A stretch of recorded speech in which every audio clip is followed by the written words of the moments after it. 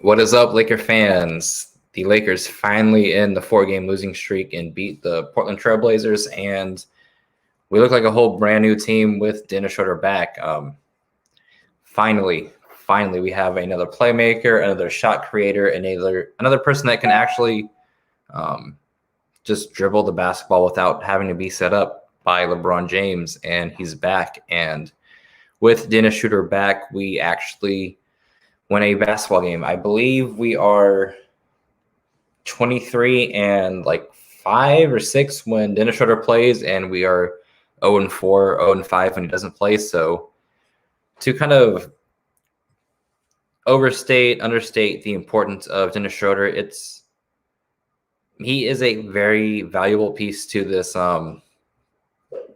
Lakers basketball team. And with Anthony Davis out, as I said on the previous podcast, as I tweet almost every day, the Lakers can win with 2 of the big 3 playing. They can almost beat any team with 2 of those 3 basically top players playing. They cannot win a game when only one of them is playing. You saw tonight, LeBron James, Dennis Schroeder, both healthy, both active, both playing. And what do? We win a basketball game. We look like the Lakers of old. We played defense fantastically the second half. I believe the Blazers only scored 34 points. So when the Lakers are actually healthy, when the Lakers are actually having their correct players on the basketball court, we're a very good basketball team. We are very hard to beat. You look at the Miami Heat. When they're healthy, when they're active, when they have the players that should be playing on the court, they win basketball games. This goes back to the bubble talk, to the bubble BS that I would like to kind of address. You hear a lot of chatter this season. You look at the top 4 seeds that played last season, they're all kind of struggling. You look at the Lakers, who have had AD out for a while. You look at the Heat, who kind of had to deal with Butler, Hero, Dragic, and Bam in and out of the lineup for a lot of the season. And now that they have most of the players healthy, you look at the run they've gone on. You look at the run that the Lakers kind of have when they're healthy. These teams are damn near great. So I would just like to kind of say when the talk about the bubble ring and how it was BS last season kind of happens, I just want people to realize when those 2 teams that played in the NBA Finals are healthy and have their players on the court, they look pretty damn good. So I would just like to start with that so we can end whatever happened in the bubble last season was an asterisk. No.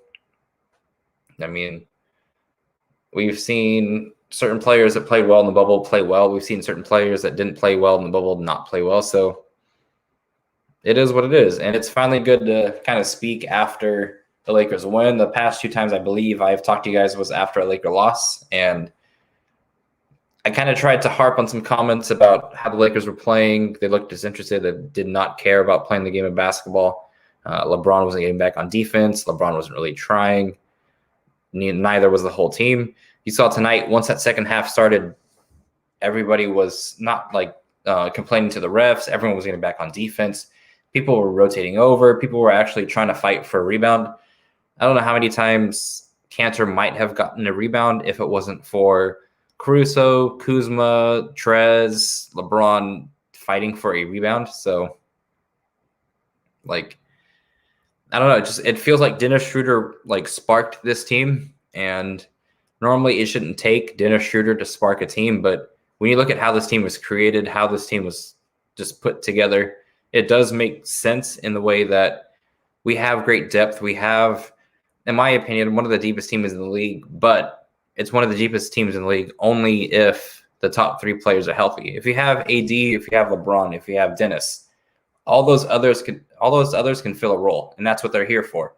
You can't expect Montrezl, Marcus Gasol, Markieff, Jared Dudley, Wesley Matthews, all these elder statesmen of the league to try to do something more than what they provide to you already, because they can't. They're in that stage of the career where they can't do more. And if we need them to do more, they're not going to be able to do more. So we're going to lose basketball games because of that. But if you have a LeBron and a Dennis on that team already, they do not have to do more. So you can see Marc Gasol just play defense the best that he can, pass the ball, shoot the open shot, and you'll live with the results. You'll see Keith space the floor. You'll see Wesley Matthews space the floor and play defense. You'll see Trez hustle, which is what he does. And I would like to talk 2-3 minutes about what Montrezl has actually brought to this Lakers team. Even in the games we've lost, he's brought energy to this team that's kind of it's kind of hard not to fall in love with. He just attacks every single rebound like his life depends on it. He's going to basically, no matter if you're 6'8", 7'2", he's going to try to put you in the rim if he has the ball on offense. He's going to try to dunk on you.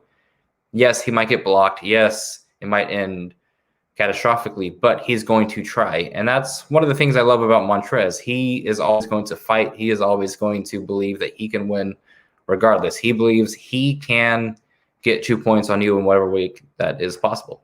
Whether you fouling him, whether it's a dunk, whether it's a putback layup. He fights even on defense. He's not the most gifted defender. He doesn't have the longest arms, doesn't have the best defensive technique, but he's going to try on defense. So I don't know, whatever Trez gives to this Los Angeles Laker team, whatever he provides, I think he's underpaid. And I think he's going to get paid handsomely next season once the Lakers kind of complete their task of going back-to-back.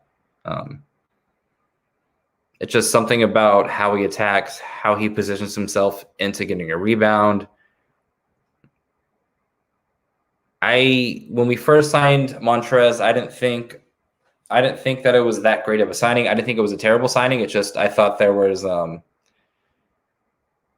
would have loved Serge Ibaka. That was who I was kind of like basically have my mind set on, but Montrezl isn't a bad number 2 option in free agency. It's almost like a match made in heaven with the kind of energy the second unit needs. We feed off that. You see Montrezl do something spectacular on the offensive side or defensive side. You see the rest of the team kind of want to embody that. You see Caruso go full court with it. You see LeBron get back on defense. Like you see Trez's energy kind of inspire the rest of the team, and that's what we love to see. Without Dennis for the past 4 games, you didn't see the energy, you didn't see the spark, you didn't see it carry over. Now with Dennis back, you kind of see the little things that Montrezl, that Kuzma, that Caruso do. And that's why, yes, we were wanting to talk about how the Lakers were playing against the Nets, the Nuggets, etc., the Jazz. But it's tough when 2 of your best players are out. And like I said, what LeBron is doing this season, I don't have him number 1 as my MVP just because I think maybe certain players are playing better, but that doesn't mean he's not top 3 in the league in the MVP race right now or top 1 when it comes to winning games in the playoff time.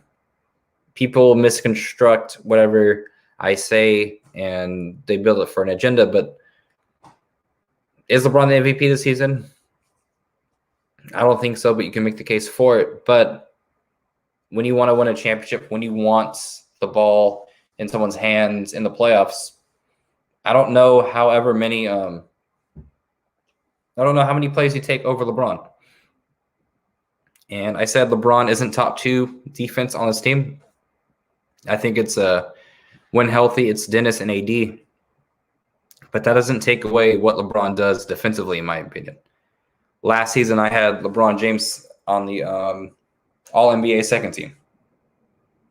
That's pretty high praise for LeBron in his 17th, 18th season if I think he's making that standard. Just because I don't think LeBron is better than Dennis or AD on defense this season doesn't mean I kind of discredit what LeBron does on defense. It's just if you see what Dennis brings to you this season and AD when he's healthy, I just don't know how you replace that. As we've seen the last 4 games and Dennis wasn't there, you saw our defense slip. We saw people not really caring on defense. What Dennis allows you to do is it allows the rest of the team to guard their more natural player. You don't have to see Caruso or KCP trying to lock up the best player every night.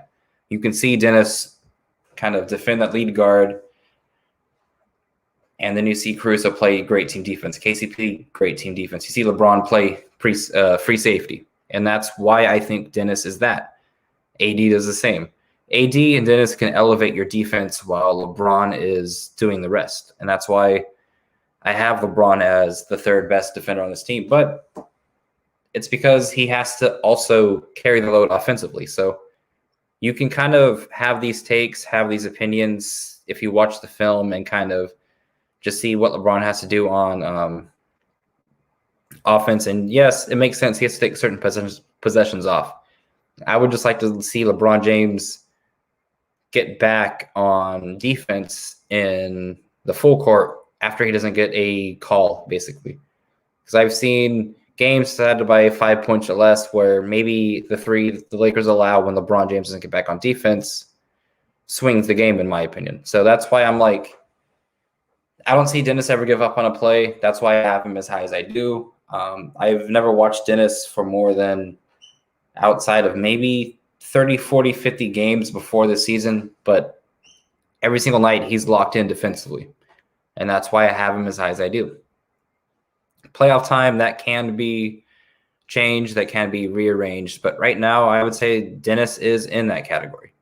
What Dennis provides his team can't be understated, and that's why he needs to send the entire film that when he's played versus when he hasn't played to Rob Pelinka, to Jeannie Buss, to whoever, because he deserves all the amount of cash he's about to get. He's exceeded my expectations just based off of watching him in the playoffs, watching with the Hawks, watching with the Thunder.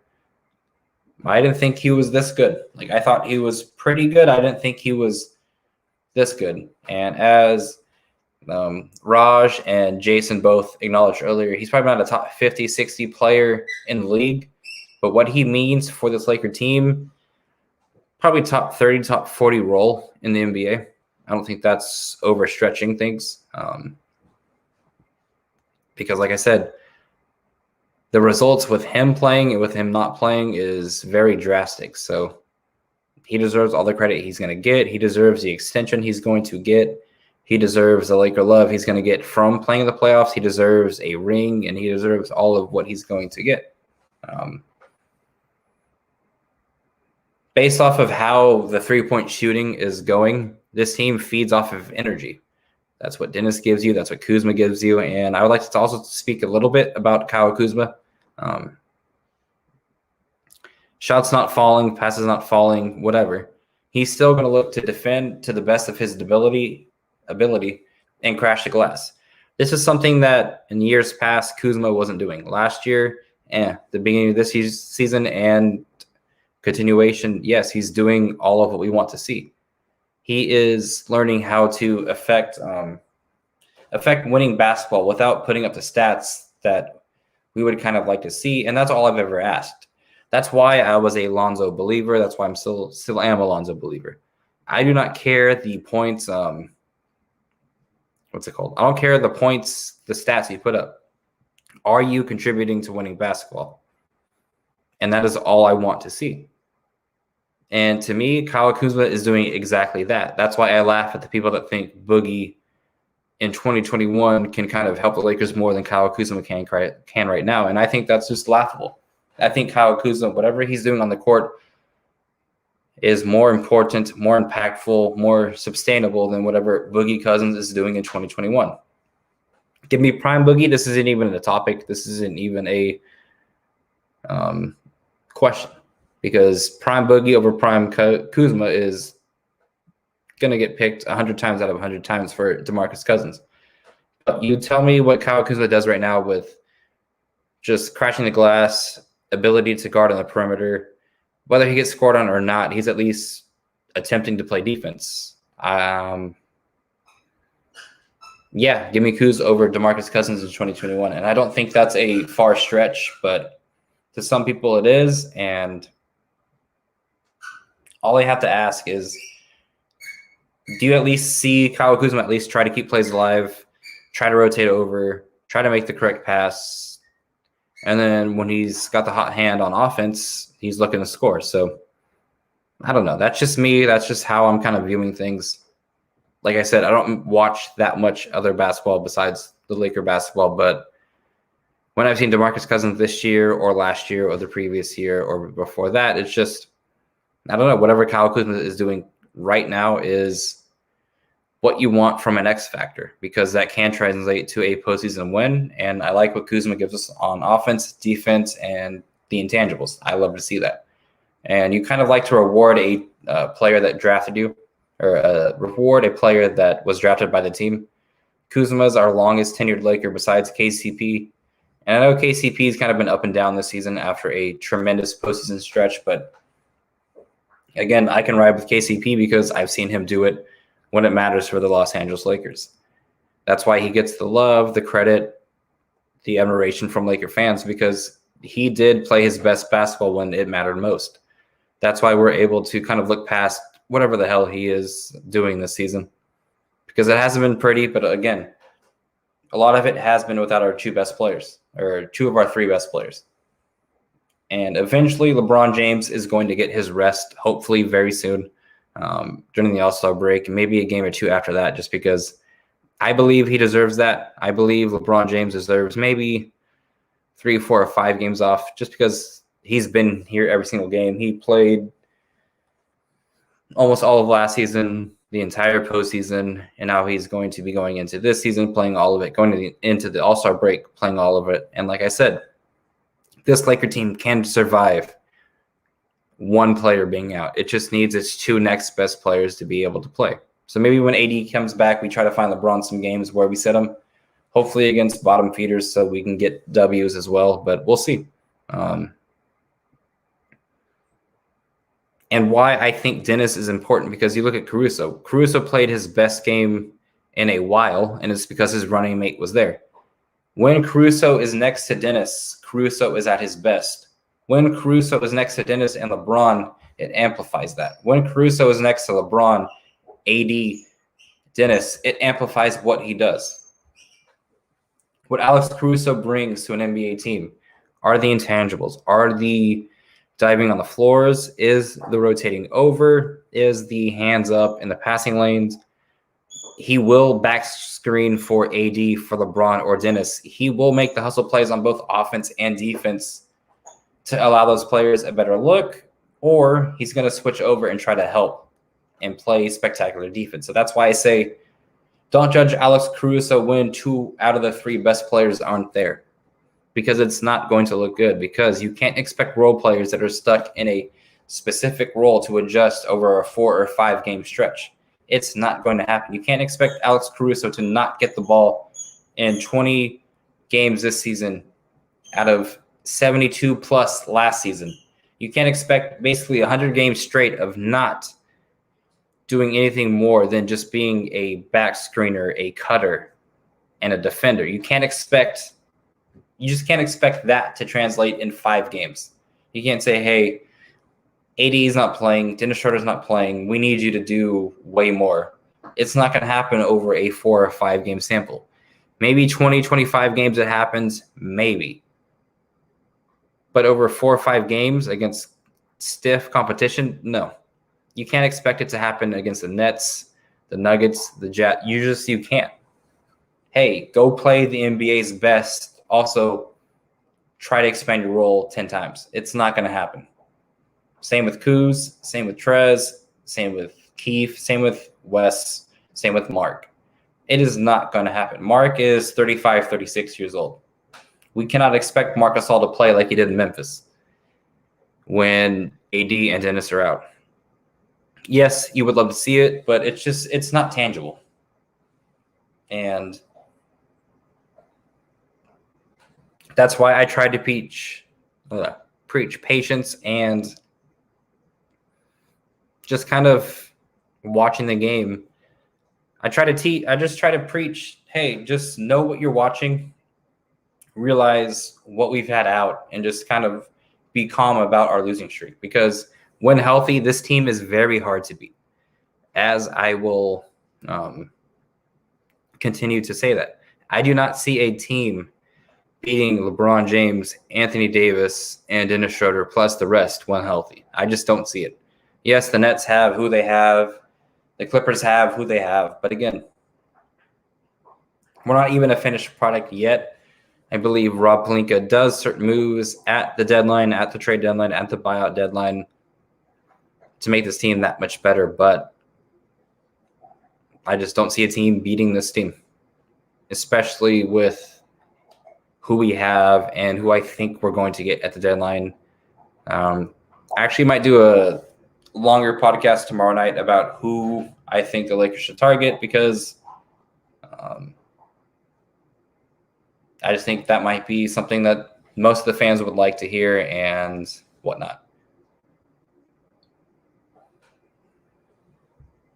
But just to make clear, make sure you guys follow King Watch LA on Twitter. I try to provide as much detail as I can with what I'm seeing on the court and just with certain ideas I have almost daily, almost hourly, actually. And make sure you guys are following the guys at Hoops and Brews. What Pavi, TPJ, and the rest of the crew are doing during this time is just very inspirational and kind of what you love to see from people that you've worked with for 3-4 plus years. What they have not only lined up right now, but lined up in the future is just superb. So make sure you guys give them a follow as well. And yeah, we're going to talk for probably 10 more minutes. Just a little quick recap of tonight's game. Dame's fantastic. Damian Lillard, if he can ever be a Los Angeles Laker, I would love to have. He's just a very hard cover, and you were able to see what the Lakers were able to do to him tonight was trap him, and trap him well because Dennis was healthy. With Dennis's quickness, you can't almost beat that trap. Just because he'll be able to slide over, help over, even if it's Marc Gasol, it's tough. Dennis Schroeder is just a very, for what he brings to LA,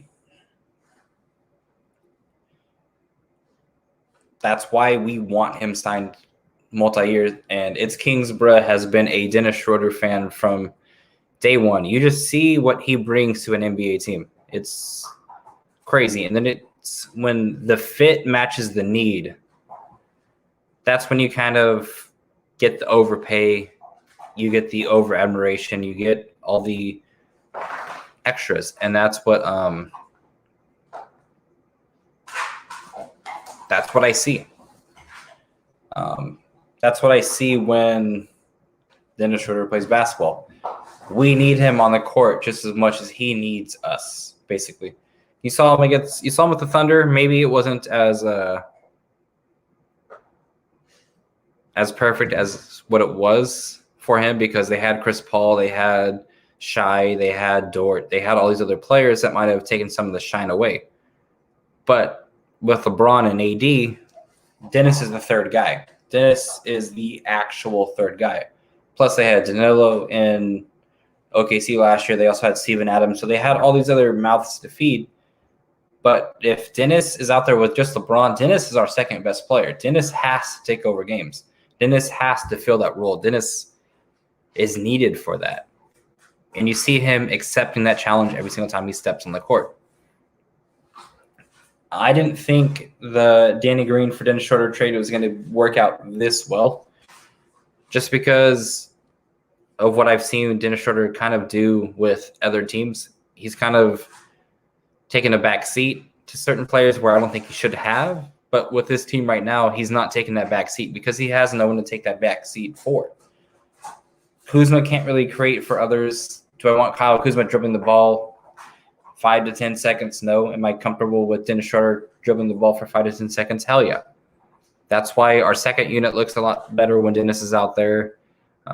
Kuzma looks a lot better. All these other players look a lot better. You see, I don't know, even Mark's defense looks a little bit better when Dennis is out there. And yes, Dennis might not be the best. I mean, not Dennis.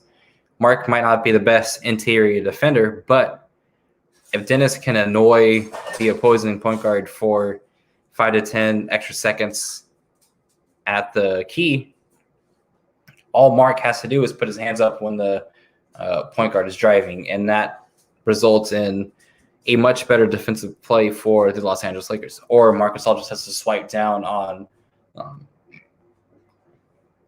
on the attempt, which he's been doing a lot more lately. But again, this has been Daniel Beltz from King Watch LA. Thank you guys for tuning in. Just a quick recap on tonight's game. I will be going live either tomorrow or Sunday night with a much longer episode. Actually, probably Sunday after the Warrior game, because that is a big game for us as well.